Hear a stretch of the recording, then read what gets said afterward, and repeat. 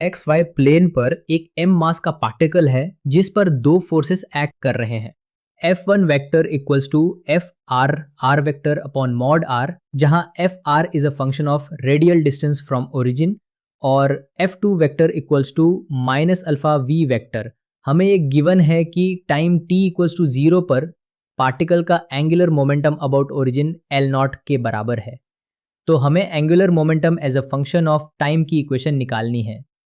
अब हमें इसकी कोई इन्फॉर्मेशन नहीं है कि पार्टिकल t इक्वल्स टू 0 पर कहाँ पर था, तो हम उसे किसी भी रैंडम पोजीशन पर अज्यूम कर लेंगे।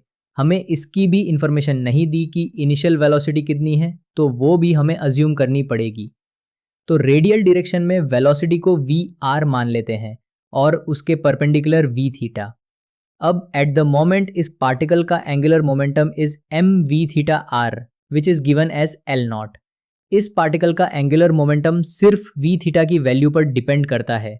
तो अगर हम V theta as a function of time ले आए तो हम एंगुलर मोमेंटम भी निकाल लेंगे।